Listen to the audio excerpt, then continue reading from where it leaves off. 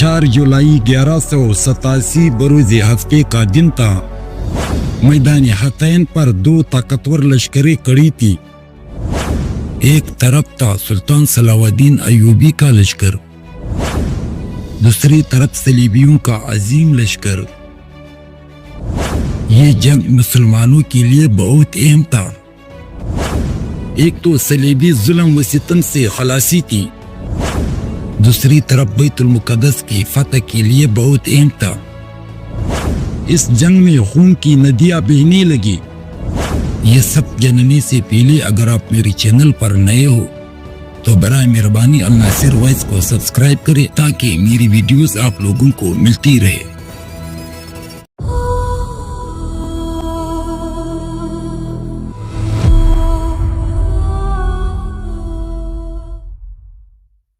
बिस्मिल्लाहिर्रहमानिर्रहीम। सुल्तान सलावुद्दीन अय्यूबी का असल नाम यूसुफ बिन अयूब था। 1137 ईस्वी में तुर्कियत मुजदा इराक के एक मामूली मगर दीनदार खानदान में पैदा हुआ। बाप का नाम नजमुद्दीन अयूब जो एक ईमानदार सिपहसालार था। सुल्तान सलावुद्दीन ने अपनी असल तरबियत नूरुद्दीन जंगी जैसे अजीम और आदिल हुक्मरान के ज़ेर साया हासिल की। मस्जिद अक्सा मुसलमानों का पहला कबीला 1099 से सलीबियों के कब्जे में था। वहाँ मुसलमानों का कत्लेआम किया गया था, हजारों मुसलमान शहीद हुए। लेकिन 1186 ईस्वी में सुल्तान सलावुद्दीन अय्यूबी ने फैसला किया यरूशलेम को आजाद करवाना है, चाहे इसके लिए पूरी जिंदगी कुर्बान करनी पड़े। दोस्तों, आज हम सुल्तान सलावुद्दीन अय्यूबी को फातिह यरूशलेम हीरो या जर्नल कहते हैं, मगर इसकी असल पहचान अदल था। आज अगर तुम्हारे पास भी कोई ताकत है, चाहे वो एक घर के सरबराह होने की हो या एक गाँव की नंबरदार की हो या एक मुल्क की क़यादत की, तो याद रखो ताकत का असल हुस्न अदल में है। और जिसके पास जितनी ताकत है उसे इतना ही इंसाफ करना फर्ज है। सलीबी सुल्तनत उस वक्त 3 बड़ी ताकतों में तकसीम थी। मुसलमानों और सलीबियों के दरमियान एक माहिदा हो चुका था कि किसी भी काफिले को नहीं रुकेगा, मगर ये माहिदा सलीबियों ने तोड़ दिया। 1187 ईस्वी रेनाल्ड ने मुसलमानों का एक काफिला लूट लिया। कहने लगा कि कहा है तुम्हारा नाउज़ुबिल्लाह मोहम्मद जो तुम्हें बचाएगा। जाओ उसे कह दो कि मैंने पूरा काफिला लूट लिया है, जो करना है वो कर लो। ये सुनकर सुल्तान सलावुद्दीन अय्यूबी ने कसम खाई कि मैं उस टाइम तक आराम से नहीं बैठूंगा जब तक मैं अपने आका सल्लल्लाहु अलैहि वसल्लम की गुस्ताखी का बदला न ले लूं। अब मैं इस काफिले का बदला सिर्फ कत्ल से नहीं, यरूशलेम की आजादी से लूंगा। उसी टाइम सुल्तान सलावुद्दीन अय्यूबी को पता चलता है कि सफूरिया की चरागाहों में सलीबियों का एक लश्कर इकट्ठा हो रहा है। सुल्तान सलावुद्दीन अय्यूबी ने फौरन अपना एक 30,000 के करीब एक लश्कर तैयार करके रवाना हो गया। सुल्तान अपने लश्कर समेत आतेन के इलाका बेरा तबरिया के गरबी पहाड़ पर उनके करीब ही खेमज़न हुआ। उसने सलीबियों को उबारा और उन्हें वहां से निकालकर ऐसे इलाके में लाने में कामयाब हो गया जहां पानी न था। रास्तों में जो चंद चश्मे और तालाब थे उनको भी मुसलमान मुजाहिदीन ने नाकाबिल इस्तेमाल बना दिया था। जब मुसलमान और सलीबी लश्करों के दरमियान जंग शुरू हुई तो शिद्दत प्यास से सलीबी बहुत तंग हुए। इसके बावजूद वो और मुसलमान डट कर लड़ते रहे। मुसलमानों के मुकद्दम अल-हबश यानी सिपा के अगले दस्ते बुलंदी पर चढ़ने में कामयाब हो गए, जिसके बाद उन्होंने इन सलीबियों पर तीरों की बौछार से वो बारिश बरसाई कि वो मुंतशिर हो जाए। इस हमले से दुश्मन के बहुत से घोड़े और बहुत से सिपाही जहन्नम वासिल हुए। उस दौरान सलीबियों ने पानी की तरफ बहुत कोशिश की, क्योंकि वो समझ बैठे थे कि सिर्फ पानी शिद्दत प्यास की वजह से वो कसीर तादाद में मर रहे थे। सुल्तान सलावुद्दीन अय्यूबी ने उन सलीबियों की इरादों को बांप लिया तो वो उनके और पानी के दरमियान एक लोहे की दीवार की तरह डट कर खड़ा हुआ। اسی دوران میں ایک نوجوان مسلمانوں کی صفوں سے بجلی کی طرح نمودار ہوا اور صلیبیوں کی صفوں کے سامنے سینہ تان کے کھڑا ہو گیا۔ ایسی بے جگری سے لڑا کہ دشمن بھی حیران رہ گیا۔ پھر دشمن اس پر ٹوٹ پڑے اور اسے شہید کر دیا۔ اس کا شہید ہونا کیا تھا کہ پٹرول کی خزانوں میں آگ سلگا دی گئی ہو۔ مسلمان تیش میں آ گئے، ان کے سینوں میں جوش انتقام کا طوفان ٹاٹے مارنے لگا۔ لہذا انہوں نے ایسا نعرہ تکبیر بلند کیا کہ جیسے کائنات کے کناروں نے سنا ہوگا۔ پھر مسلمانوں نے صلیبیوں پر وہ پرخلوص فدائیانہ اور جانثارانہ حملے کیے جنہوں نے صلیبیوں کی صفوں کو تتر بتر کر دیا۔ صلیبی فوج کی سربراہ الکونسار ریمنڈ کا دل مایوسی اور نا امیدی سے بھر گیا۔ اس نے میدان جنگ سے فرار ہونے کی کوشش کی، لیکن یہ کیسے ہو سکتا تھا؟ اس نے اپنا ایک گھڑ سوار دستہ اکٹھا کیا اور قریبی مسلمانوں پر حملہ آور ہوا تاکہ وہ بھاگنے کے لیے راستہ بنا سکے۔ لیکن اس جانب سلطان صلاح الدین ایوبی کا بھتیجا تقی الدین عمر مقرر تھا۔ جب اس نے دیکھا کہ وہ ایک مصیبت زدہ اور مایوس آدمی کی حملہ کرنے کی طرف حملہ آور ہے، کوئی راہ فرار چاہتے ہیں، تو اس نے انہیں بھاگنے کی راہ دے دی۔ انہوں نے جان کی امان میں یہ عافیت جانی اور دم دبا کر بھاگ نکلے۔ صلیبی لشکر کو یقین ہو گیا تھا کہ کوئی راستہ نہیں ہے موت کے بغیر۔ صلیبی لشکر ایک بار پھر جمع ہوئے اور مسلمانوں پر کئی زوردار حملے کیے۔ صلیبی جب حملے سے واپس پلٹتے تو بہت سی صلیبی مرتے تھے، یہاں تک کہ کمزور سے کمزور ہو رہے تھے۔ امام ابن کثیر لکھتے ہیں کہ مسلمانوں نے صلیبیوں کو دائرے کی طرح گھیرے میں لے لیا۔ کچھ باہر بچے تو وہ حتین کی ایک جانب ایک کیلے پر چڑھنے میں کامیاب ہو گئے۔ وہاں انہوں نے خیمہ لگانے والے تھے کہ وہاں بھی اسلامی لشکر پہنچ گئے اور اکثر کو جہنم واصل ہو گئے۔ مگر دوسری طرف وہ ایک خیمہ لگانے میں کامیاب ہوئے، وہ خیمہ ان کی بادشاہ کا تھا۔